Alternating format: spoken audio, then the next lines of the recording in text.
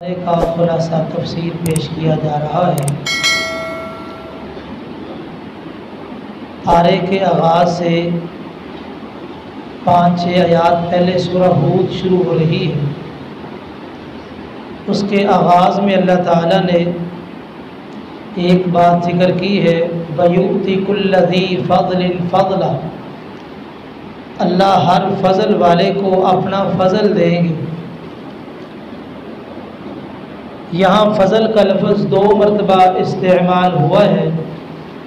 پہلے فضل سے مراد نیک اعمال ہے اور دوسرے فضل سے مراد جنت ہے۔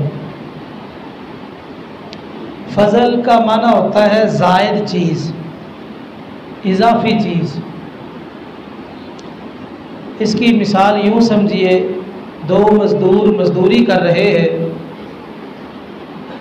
ان کا وقت بھی متعین ہے، پیسے بھی متعین ہے۔ اب وہ مزدوری کر کے فارغ ہوئے، دونوں کو طے شدہ رقم دے دی گئی، لیکن ایک مزدور کو اس کی مزدوری سے اضافی کو پیسے دے دیے جائے، اس کو فضل کہتے ہیں۔ جنت کو فضل کیوں کہا گیا؟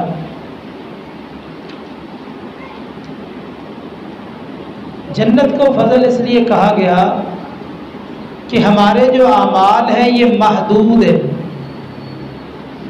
چند سال جتنی دیر اللہ موقع دیتا ہے تو ہمارے اعمال ہیں، اس کے بدلے میں جو ملنے والی جنت ہے وہ لامحدود ہے، وہ خالدین فیہا ابدا، ہمیشہ ہمیش کے لیے جنت ہے۔ تو یعنی ہمارے اعمال کا جو بدلہ ہے اس سے کہیں گنا زیادہ ہمیں بدلہ ملنے والا ہے، اس لیے جنت کو فضل کہا ہے۔ آگے اللہ تعالیٰ بیان فرماتے ہیں وَمَا مِن دَابَّةٍ فِي الْأَرْضِ إِلَّا عَلَى اللَّهِ رِزْقُهَا،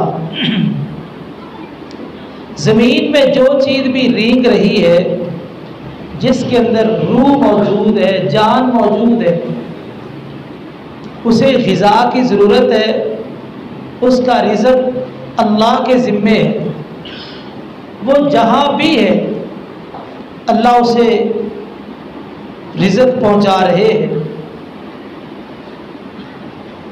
یہ آیت انسان کو بہت زیادہ دلاسا دینے والی ہے۔ بعض سلف سے یہ منقول ہے کہ اس آیت کے پڑھنے کے بعد انسان کو رزق کی فکر نہیں رہتی، بلکہ ایک محدث کا یہ قول ہے، کہتے ہیں کہ 3 آیتوں نے مجھے غنی کر دیا، بے پرواہ کر دیا، مجھے فکر ہی کوئی نہیں ہے۔ ان 3 آیات میں سے ایک آیت یہ ہے 12ویں پارے کے جو آغاز میں ہے کہ ہر کسی کا رزق اللہ کے ذمے ہے، اللہ نے اپنے ذمے بذات خود لے لیا ہے۔ دوسری آیت وَإِن يَمْسَسْكَ اللَّهُ بِضُرٍّ فَلَا كَاشِفَ لَهُ إِلَّا هُوَ، اگر تجھے کوئی تکلیف پہنچنے والی ہے تو اللہ کے سوا کوئی دور کرنے والا نہیں ہے، اگر تجھے کوئی اچھائی پہنچنے والی ہے تو اسے روکنے والا کوئی نہیں۔ تیسری آیت ما یفتح اللہ للناس من رحمت فلا ممسک لها، جس کے لیے اللہ رحمت کے دروازے کھول دے اسے بند کرنے والا کوئی نہیں۔ تو یہ 3 آیتیں انہوں نے مستغنی کر دیا، بے پرواہ کر دی ہے۔ تو یہ آیت، اس کا معنی مفہوم اگر انسان کو سمجھ آ جائے تو انسان رزق حرام بھی چھوڑ دے اور حرام جو ذرائع ہیں وہ بھی چھوڑ دے۔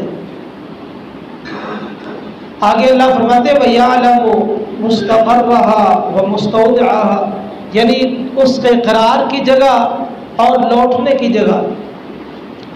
دیکھو انسان کا جو رزق ہے یہ ماں کے پیٹ سے شروع ہو جاتا ہے، ماں کے پیٹ سے ہی اس کا رزق شروع ہو جاتا ہے، لیکن وہاں سلسلہ کچھ اور ہے۔ مولانا عبدالصمد رحمۃ اللہ علیہ پڑھا کرتے تھے نا، منہ بند پر خوراک بند نہیں۔ ماں کے پیٹ میں منہ بند ہے لیکن خوراک بند نہیں. تو یہ ناف والے رستے کو اللہ نے کوئی دانت نہیں لگایا لیکن اس کے ذریعے سے انسان کو غذا ملتی ہے. آگے اللہ تعالیٰ نے یہ بات ذکر کی ہے وَلَئِنْ أَذَقْنَا الْإِنسَانَ مِنَّا رَحْمَةً، اگر ہم انسان کو کوئی نعمت چکھائیں،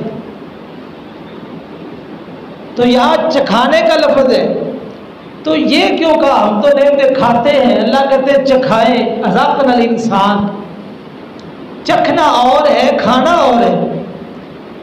تو اس کا جواب یہ ہے جو جنت کی نعمتیں ہیں ان کے مقابلے میں یہ نعمتیں چکھنے کی مانند ہے. وہ نعمتیں کمال کی ہے. اگر آپ جنت کی نعمتوں کے بارے میں جانیں تو آپ کو معلوم ہوگا کہ دنیا تو صرف شو روم ہے. یہ صرف آپ کو نام بتلانے کے لیے اور چیزیں دکھانے کے لیے، تو آپ جتنا بھی کھا لیں صرف چکھنے کی مانند ہے. باقی اللہ تعالیٰ جو جنت میں عطا کرنے والے ہیں وہ بڑی پیاری اور بڑی عظیم نعمتیں اللہ ہمیں نصیب فرمائے. اور اسی طرح اگر کسی کو کوئی مصیبت مس کر جائے، مصیبت پہنچ جائے، دنیا میں تو مسائل بڑے بڑے ہوتے ہیں. اللہ نے کہا مس کا معنی ہوتا ہے چھونا. تو یہ دنیا کے سارے مصائب کو مس سے تعبیر کیا، چھونے سے. کیا مطلب؟ دنیا میں جتنی بھی تکلیفیں ہیں، جتنی بھی اذیتیں ہیں، جتنے بھی مصائب ہیں، یہ سارے جمع کر لو، جہنم کی تکلیف اس سے کہیں زیادہ ہے. وہ تکلیف اور دنیا کی تکلیفیں ان کا کوئی مقابلہ نہیں ہے. اگر جہنم کی تکلیف سامنے ہو تو دنیا کے اندر جتنی بھی تکلیفیں آ جائیں تو بتا پھر بھی سکون میں ہے. اللہ تعالیٰ دنیا کے مصائب سے محفوظ فرمائے. آگے اللہ تعالیٰ نے نوح علیہ السلام کا قصہ ذکر کیا ہے. نوح علیہ السلام نے اپنی قوم کو دعوت توحید پیش کی اور قوم کے بڑے لوگوں کو سمجھایا. انبیاء کی تاریخ پڑھ کر دیکھے، انبیاء نے اپنی دعوت کا ٹارگٹ مالدار لوگوں کو، جاگیرداروں کو، جو بڑے سردار تھے ان کو بنایا ہے. کیونکہ نبی کریم صلی اللہ علیہ وسلم نے فرمایا الناس علی دین ملوکہم، لوگ اپنے بادشاہوں کے دین پہ ہوتے ہیں. جدھر بڑے لوگ ہوتے ہیں تو باقی لوگ بھی ادھر چلے جاتے ہیں. اس لیے انبیاء نے اپنا ٹارگٹ اور اپنی دعوت کا جو آغاز ہے بڑے لوگوں سے کیا ہے. بڑے لوگوں سے انبیاء نے آغاز کیا تو تاکہ ان کو سمجھ آ گئی تو پھر آگے قوم کو سمجھانا آسان ہے. دعوت کے کچھ مقاصد بھی تھے. ایک مقصد اللہ کی توحید کی دعوت پیش کرنا. دوسری بات نوح علیہ السلام نے کہا کہ مجھے کوئی شوق نہیں ہے دعوت دینے کا. تو آپ کہیں شوق ہے تقریر کرنے کا، واعظ کرنے کا؟ نہیں، ایسی بات نہیں ہے.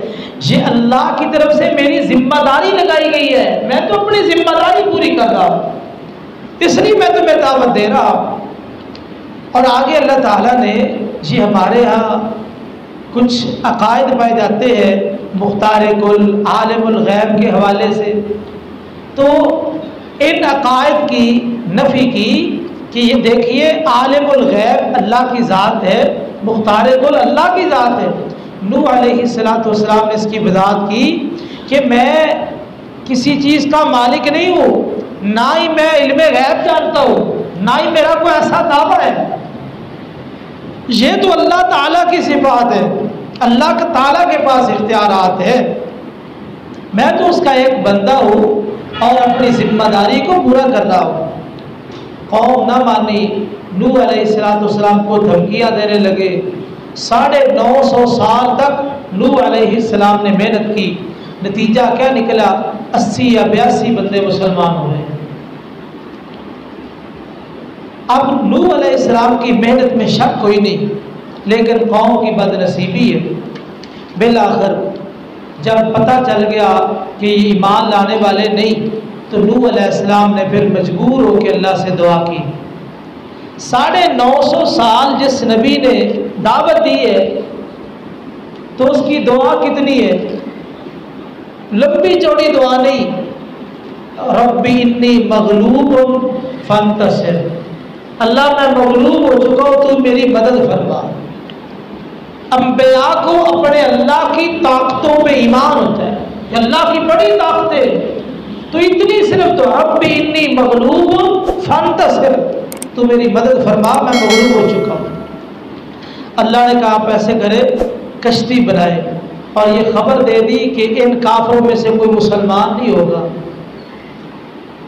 کشتی بنائی، جب کشتی بنانے لگے تو قوم مذاق کرنے لگی، عجیب نبی ہے، کبھی کہتا ہے کہ میں نبی ہوں اور کبھی کہ یہ مصریوں کا کام شروع کر دیا، کشتی بنا رہا ہے۔ خیر، نوح علیہ السلام کشتی بناتے رہے۔ جب کشتی بن گئی تو اللہ تعالیٰ کی طرف سے جو ایک مقررہ وقت تھا عذاب کا، تو حکم دیا کہ ہر چیز کا جوڑا جوڑا اس کشتی میں بٹھا لیجیے، اور اسی طرح جتنے مسلمان ساتھی ہیں ان کو بھی بٹھا لیجیے۔ تو نوح علیہ السلام نے اللہ کے حکم کے مطابق سارے مسلمانوں کو اور ہر جانور کا جوڑا جوڑا اس کشتی میں بٹھایا۔ تو اللہ تعالیٰ نے آسمان کو حکم دیا، اس نے پانی بہانا شروع کیا، زمین کو حکم دیا یہاں سے چشمے نکلے۔ اپنے بیٹے کو جو کنعان بیٹا تھا بری صحبت کی وجہ سے کافر بن گیا، اسے کہا کہ بیٹا تو بھی میرے ساتھ سوار ہو جا، کافروں کے ساتھ نہ مل، میرے ساتھ آ جا۔ تو اس نے کہا سآوی الی جبل، میں پہاڑ پہ چڑھ جاؤں گا۔ نوح علیہ السلام نے کہا یہ عام پانی نہیں ہے، یہ اللہ کا عذاب ہے، جب اللہ کا عذاب آ جائے پھر جتنے مرضی انتظامات کر لو بچ نہیں سکتے، تو اس کو عام پانی سمجھ رہا ہے، یہ اللہ کا عذاب ہے۔ خیر، بیٹے کو سمجھ نہ آئی، تو جب سامنے غرق ہوتا نوح علیہ السلام نے دیکھا تو پدری محبت غالب آئی، کہا اللہ یہ میرا حال ہے، تیرا وعدہ تھا کہ میرے حال کو بچائے گا، فرمایا تیرا حال نہیں ہے۔ نبی کا حال وہ ہوتا ہے جو نبی کا متبع ہو، پیروکار ہو، جو نبی کا پیروکار نہیں وہ حال نہیں ہے۔ خیر، نوح علیہ السلام کو اپنی یہ کوتاہی سمجھ آئی تو فوراً اللہ سے دعا کہ اللہ مجھے معاف کر دے، میں نے سوال صحیح نہیں کیا، یہ سوال میرے لائق نہیں تھا۔ اسی طرح آگے قوم ہود کا ذکر کیا، ہود علیہ السلام کی قوم کا، قوم عاد کا ذکر کیا۔ تو یہ قوم بڑی طاقتور قوم تھی، تاریخ کے اندر بڑی یہ مضبوط قوم گزری ہے، یہ کڑیل جماعت تھے، جس طرح کھجوروں کے ستون ہوتے ہیں اس طرح لمبے لمبے۔ نوح علیہ السلام نے دعوت دی تو یہ آگے سے مذاق کرنے لگے کہ ہمارے کسی بزرگ نے نوح کو نظر بد لگائی ہے، یہ ہود کو نظر بد لگائی ہے، اس طرح کی بیکی بیکی باتیں کرتا ہے، نعوذ باللہ، اس طرح کے فضولیات۔ خیر، ہود علیہ السلام نے کہا دیکھو بھائی، تم اگر اللہ کی توحید کو نہیں مان رہے تم گواہ ہو جاؤ، میں ان تمام معبودان باطلہ سے بری ہوں اور اپنی ذمہ داری ادا کر رہا ہوں۔ تو قوم بالآخر عذاب میں مبتلا ہوئی، آگے ان کی عذاب کا ذکر آئے گا۔ آگے اللہ تعالیٰ نے قوم صالح کا ذکر کیا۔ صالح علیہ السلام کے واقعے میں ایک بات بڑی پیاری ہے، جب انہوں نے اپنی قوم کو دعوت دی تو قوم نے کہا کہ صالح، ہماری تو تیرے اوپر بڑی امیدیں وابستہ تھیں کہ نوجوان ہے، قوم کو سنبھالے گا، قوم کا مسیحا بنے گا، اور تو نے آ کے ایک نیا دین شروع کر دیا ہے، قوم کو پریشان کر دیا۔ اس سے ایک نقطہ ملا کہ انبیاء نبوت سے پہلے بھی باکمال ہوتے ہیں، اعلیٰ اخلاق کے حامل ہوتے ہیں۔ نبوت سے پہلے بھی اللہ تعالیٰ ان کی زندگیوں کو اتنا پاک اور صاف رکھتے ہیں کہ دنیا رشک کرتی ہے۔ تو اس سے پتہ چلا کہ ہمیں بھی اپنے اخلاق کی فکر کرنی چاہیے کہ لوگ چاہے ہمارے مخالف ہوں، ہمارے دشمن ہوں، لیکن ہمارے اخلاق کی تعریف کریں، ہمارا اخلاق ایسا ہونا چاہیے۔ اسی طرح آگے ابراہیم علیہ السلام کے پاس فرشتے بطور مہمان آئے،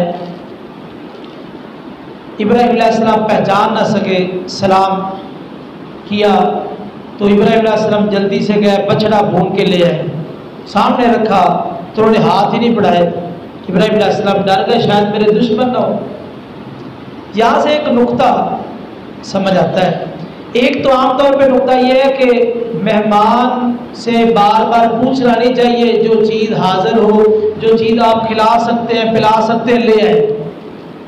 لیکن موقع مال کی نسبت سے قرآن کا ایک فہم ہے، یہ بات میں سے سمجھ آتی ہے کہ اگر آدمی اپنے مہمان سے پوچھ لے کہ آپ کی پسند کیا ہے، جو آپ چاہیں گے آپ کو مل جائے گا۔ جس طرح موجودہ دور میں بیماریاں، شوگر ہے، بلڈ کا مسئلہ ہے، یہ دیگر مسائل ہوتے ہیں، اگر آپ واقعتاً ہی اپنے مہمان کو کھانا کھلانا چاہتے ہیں تو قبل از وقت اس مہمان سے پوچھیں کہ آپ جو پسند کریں گے آپ کو وہی کھلایا جائے گا۔ تو یہ بھی ایک اچھی بات ہے، اس سے یہ نقطہ معلوم ہوا۔ اب ابراہیم علیہ السلام نے بچڑا بھون کے سامنے لے آئے، لیکن مہمان نہیں کھا سکے، مہمان کھا نہیں سکے۔ تو پتہ یہ چلا کہ اگر یہ پہلے مہمان سے پوچھ لیا جائے، جو اس کی پسند ہے، خواہش ہے، اس کے مطابق کھانا تیار کیا جائے تو مہمان پیٹ بھر کے کھانا کھائے گا اور اسے خوشی بھی ہوگی۔ تو ایک تو ابراہیم علیہ السلام کو پیغام دینے کے لیے آئے جناب اسحاق علیہ السلام، یہ اس بیٹے کی خوشخبری، اور دیکھیے بیٹے کی خوشخبری دی، ساتھ پوتے کی خوشخبری دی، وَمِن وَرَاءِ اسحاق یعقوب۔ یہ پوتوں کے ساتھ بھی بڑا پیار ہوتا ہے، یہ جو دادے ہوتے ہیں ان کو اپنے پوتوں سے بڑی محبت ہوتی ہے۔ اللہ تعالیٰ سب کو یہ خوشی نصیب فرمائے۔ تو یہ ایک انوکھا ہی پیار ہے۔ کہا اسحاق بیٹا ہوگا، جوان ہوگا، شادی ہوگی، اس کے بعد اس کی اولاد ہوگی، اس کا بیٹا ہوگا اور اس کا نام یعقوب ہوگا، یعنی ڈبل خوشخبری۔ تو بی بی سارہ جو جناب ابراہیم علیہ السلام کی بیوی تھی، اس نے حیران ہو کے، جس طرح بندہ چہرے پہ ہاتھ مارتا ہے، تو کہا کہ میں تو بانجھ ہوں، میرا خاوند بوڑھا ہے، 100 سال ابراہیم علیہ السلام کی عمر، 90 سال بی بی سارہ کی عمر، تو بچہ کیسے ہوگا؟ تھوڑا سا تعجب کیا۔ تو اللہ کے فیصلوں پہ تعجب نہیں ہوتا، اللہ جو چاہے جب چاہے جیسے چاہے کر سکتا ہے۔ یہاں سے شیعہ نے استدلال کیا کہ اس نے اپنے چہرے پہ ہاتھ مارا تو ماتم جائز ہے۔ دیکھو بھی ماتم کا یہاں کیا تعلق؟ یہ تو آدمی تعجب کے وقت بسا اوقات چہرے پہ ہلکا سا ہاتھ مارتا ہے، یہ ماتم نہیں ہے۔ ماتم کے اندر تو ہوتا ہے چہرے کو پیٹنا، سینہ کو بھی کرنا، گریبان چاک کرنا اور چہرے پہ تھپڑ مارنا۔ ماتم اور چیز ہے، یہ تو ایک اتفاقی بات ہے۔ اور اگر ماتم ہوتا تو پھر وہ بار بار مارتی، صدقہ توجہ، ایک بار مارا نا، بار بار مارتی۔ ماتم اگر ہوتا تو اسے پتا چلا یہاں سے ماتم کی کوئی دلیل نہیں ہے۔ دوسرا یہ مسئلہ تھا کہ قوم لوط پر عذاب اس لیے آئے، تو آگے اس حوالے سے ذکر آ رہا ہے، وہ انشاءاللہ 19ویں پارے میں اس کی وضاحت ہوگی۔ آگے اللہ تعالیٰ نے کچھ باتیں ذکر کی ہے، اور باتوں میں سے ایک مرکزی بات یہ ہے، جس قوم کے اندر مصلحین موجود ہوں، اصلاح کرنے والے، ناصحین موجود ہوں، اس قوم کو اللہ ہلاک نہیں کرتے۔ بہت بڑی بات ہے، جس قوم میں مصلحین، اصلاح کرنے والے موجود ہیں، اس قوم پر عذاب نہیں آتا۔ دوسرا معنی، ہمارے اوپر عذاب کیوں نہیں آ رہا؟ اتنی معصیتیں ہیں، نافرمانی ہے، ہماری قوم کے اندر مصلحین موجود ہیں، ان کی وجہ سے اللہ کا عذاب رکا ہوا ہے۔ تو جن کی وجہ سے اللہ کا عذاب رکا ہوا ہے، کیا خیال ہے ان کی بات ماننی چاہیے کہ نہیں؟ ان سے محبت کرنی چاہیے کہ نہیں؟ جن کی وجہ سے مسائل، تکالیف رکی ہوئی ہے، تو ان سے ہر درجے کی محبت کرو، بلکہ اپنے معاشرے میں ایسے صالحین اور ایسے مصلحین پیدا کرنے کے لیے مزید محنت کرو، افراد تیار کرو۔ جتنے مصلحین زیادہ ہوں گے اتنے عذاب ٹلتے رہیں گے، اللہ کی رحمتیں ہوتی رہے گی۔ ایک بات یہ ذکر کی، اگر آپ کا دل گھبرا جائے کسی وقت آدمی پریشان ہو جاتا ہے تو اس کے لیے اصول بیان کیا کہ آپ سابقہ انبیاء کے واقعات پڑھیں، سابقہ نبیوں کے واقعات پڑھیں۔ اللہ فرماتے ہیں لنثبت بہ فؤادک، ہم آپ کے دل کو مضبوط کر دیں گے۔ داعی کے لیے بالخصوص اور بالعموم ہر بندے کے لیے جب بھی کوئی مصائب آئے تو آپ انبیاء کے قصے پڑھنا شروع کر دیں، آپ کی ساری تکلیفیں دور ہو جائیں گی۔ اللہ کے برگزیدہ بندوں پر اتنی تکلیفیں آئی ہے تو ہمارے اوپر نہیں آ سکتی، تو بڑا حوصلہ ہو جائے گا آپ کو۔ آگے سورہ یوسف کے اندر ایک بات یہ ذکر کی لعلکم تعقلون،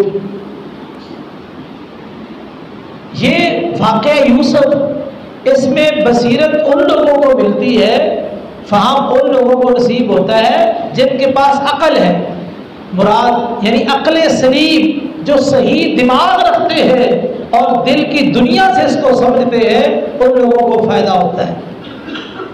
ایک بات یہ کی کہ آیات للسائلین، اس واقعے میں سوال کرنے والوں کے لیے بڑی نشانی ہے۔ اب یہ سوال کیا تھا مکہ کے مشرکوں نے کہ یعقوب علیہ السلام تو کنعان میں رہتے تھے، اور تو وہاں سے یہ مصر میں کیسے آ گئے بنی اسرائیل، یہ سوال تھا، تو اس کے جواب میں ساری صورت نازل ہوئی ہے۔ تو کہا جو سوال کرنے والے ان کے لیے بڑی نشانی ہے۔ کیسے نشانی ہے؟ دیکھو، جس طرح یوسف علیہ السلام کو بھائیوں نے کنعان سے نکالا، کنویں میں ڈالا، وہاں سے پھر آگے وہ مصر چلے گئے، یعنی انہوں نے اپنے علاقے سے ان کو نکال دیا، تو مصر میں جا کے اللہ تعالیٰ نے ان کو بالآخر نتیجہ تک عزت عطا کی کہ وہ مصر کے بادشاہ بن گئے۔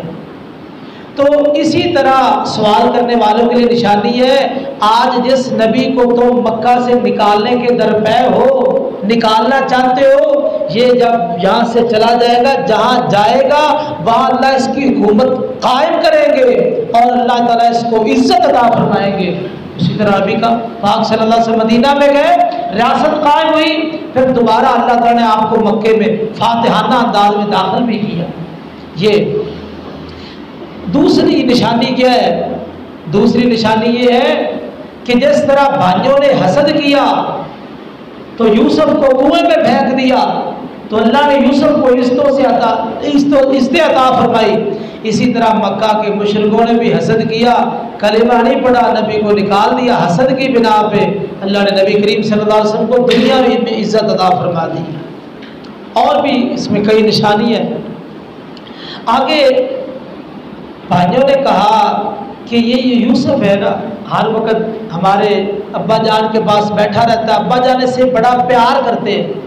دیکھو، آدمی جب کسی سے محبت کرتا ہے تو یہ محبت بھی بسا اوقات آزمائش بن جاتی ہے، محبت بھی بسا اوقات آزمائش بن جاتی ہے۔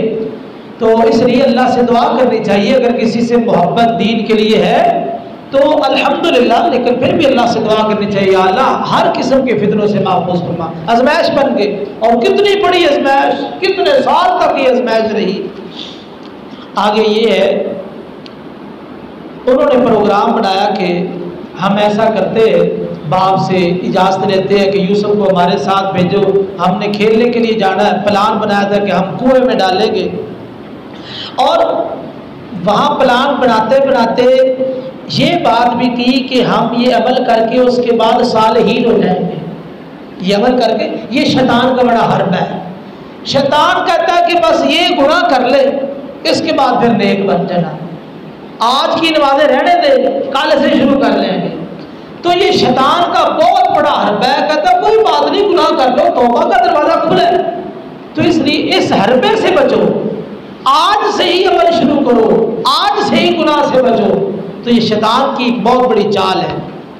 کھیل کود کے حوالے سے ایسی کھیلیں جو شریعت کے منافی نہیں ہے، جس میں شریعت کے جو اخلاقیات کے پہلو ہیں وہ قائم رہتے ہیں اور انسان کی ذہنی دماغی ورزش بھی ہوتی ہے، وہ جائز ہے۔ لیکن یہ جس پہ جوا لگایا جاتا ہے، اس طرح کی جتنی کھیلیں ہیں وہ ساری ناجائز ہیں۔ یہ لے گئے، کنویں میں ڈال دیا۔ اللہ نے جناب یوسف کے دل میں بات القاء کی، پریشان نہیں ہونا، گھبرانا نہیں ہے، ایک وقت ضرور آئے گا تو اپنے بھائیوں کو یہ سارا واقعہ سنائے گا۔ حوصلہ دے دیا۔ خیر جب شام کو واپس آئے تو روتے ہوئے، یہاں سے ایک نقطہ ملا، جو بندہ دلائل کے لحاظ سے کمزور ہوتا ہے یا جو بندہ جھوٹا ہوتا ہے اس کی آواز بلند ہوتی ہے، وہ چیخو پکار زیادہ کرتا ہے، اور جو بندہ دلائل رکھتا ہے وہ سنجیدہ رہتا ہے۔ تو یہ رو رہے ہیں، باپ نے پوچھا کوئی نشانی؟ یہ قمیض ہے، اور جناب یوسف علیہ السلام کا قمیض یہ بڑا حیران کن قمیض ہے۔ آپ دیکھیے یہاں یوسف علیہ السلام کے والد جناب یعقوب علیہ السلام نے قمیض دیکھا تو کہا یہ تو پھٹا ہوا نہیں ہے، محسوس ہو گیا کہ یہ تو سارا پلان بنایا انہوں نے۔ اب یہاں قمیض نے ان کا جھوٹ ثابت کیا ہے، اور جب بی بی نے یوسف علیہ السلام کو کمرے میں لے گئی، برائی کی دعوت دی، یوسف علیہ السلام بھاگے، پیچھے سے قمیض پکڑی، قمیض پھٹ گئی، تو وہاں یوسف علیہ السلام کی نجات کا سبب بھی قمیض بنا۔ اور یہی قمیض جب مصر میں بھائیوں کے ساتھ وہ سارا معاملہ کھل گیا، راز فاش ہو گیا، کہا یہ میرا قمیض لے جاؤ، باپ کی آنکھوں پہ رکھنا، اللہ بنائی عطا کر دیں گے۔ یعنی اس قمیض کا اللہ نے 3 بار ذکر کیا ہے۔